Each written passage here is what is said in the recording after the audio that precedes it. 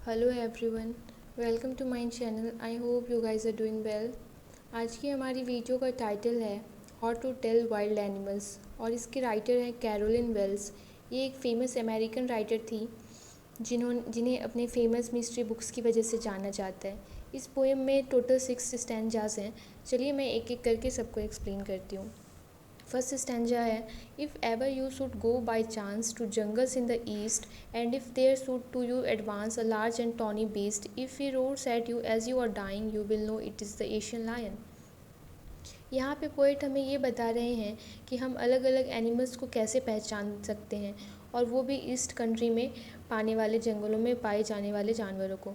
इस स्टैंजा में पोएट हमें कहते हैं कि अगर आपके सामने कोई ऐसा एनिमल आए जिसकी स्किन येलोइश ब्राउन है और वो बहुत ज़ोर ज़ोर से रोर करता है कि सुनने वाला डर जाए, तो ये समझ जाना कि ये एक आपके सामने एशियन लायन है। यहाँ पे पोएट हमें ये बताना चाहते हैं कि एशियन लायन इतने खतरनाक होते हैं कि वे सिर्फ गर्जने से किसी को डरा सकते हैं। अब सेकेंड स्टैंजा है, और if some time when roaming round a noble wild beast greets you with black stripes on a yellow ground, just notice if he eats you. This simple rule may help you learn the Bengal tiger to discern. Second stanza में poet कहती हैं कि एक animal है जो जंगल में अक्सर घूमता है और वो एक शाही कुल से बिलोंग करता है।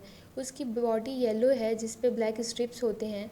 आगे पोएट कहती हैं कि अगर वो आपको मार कर खा जाता है, मतलब आपने जिसे देखा है वो बंगाल टाइगर है।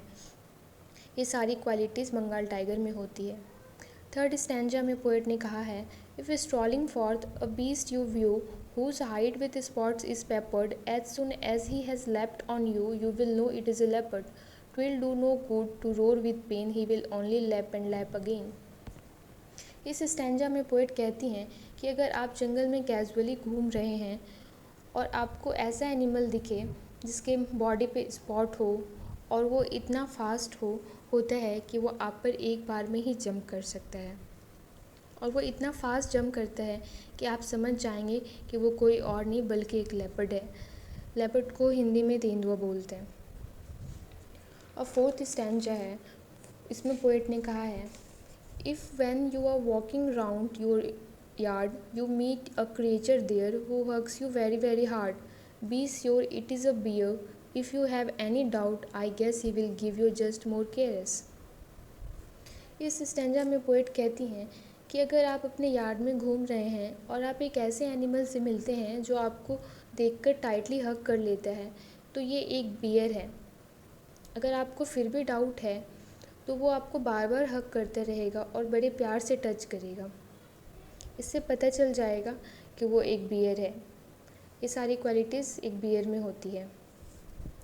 फिफ्थ स्टैंजा में पोएट ने बताया है, though to distinguish beast of prey a novice might nonplus, the crocodile you always may tell from the hyena thus, hyenas come with merry smiles, but if they weep they are crocodiles. इस stanza में poet कहती हैं कि अगर कोई इंसान किसी animal को पहचानने में बिल्कुल नया है और उसे एक्सपीरियंस नहीं है तो उसे पहचानने में परेशानी होगी। इसलिए यहाँ पे पोएट ने दो एनिमल्स हाइना और क्रोकोडाइल के बीच में डिफरेंस बताया है। वो कहती हैं कि अगर हाइना शैतानी हंसी के साथ आती है और क्रोकोडाइल की आंखों में हमेशा आंसू होते हैं, तो इससे आप दोनों में फ़र्क पहचान सकते हैं, और दोनों ही बहुत ख़तरनाक एनिमल होते हैं। अब आइए हम अपने लास्ट स्टैंजा को देखते हैं। The true chameleon is small a lizard sort of thing, he hasn't any ears at all and not a single wing, if there is nothing on the tree this the chameleon you see. अब last stanza में poet ने chameleon का जिक्र किया है। इस stanza में poet कहती हैं कि जो कैमेलियन है बिल्कुल छोटा क्रिएचर है जो ऑलमोस्ट लिजर्ड जैसा दिखता है। ये दोनों में ये डिफरेंस है, कैमेलियन के कान नहीं होते हैं और विंग भी नहीं होते हैं। कैमेलियन के पास अपना कलर चेंज करने की क्वालिटी होती है।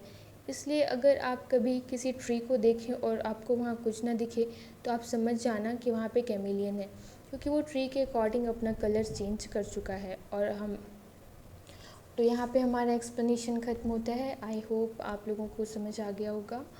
तो अब मिलते हैं हमारे नेक्स्ट वीडियो में। Bye bye, take care.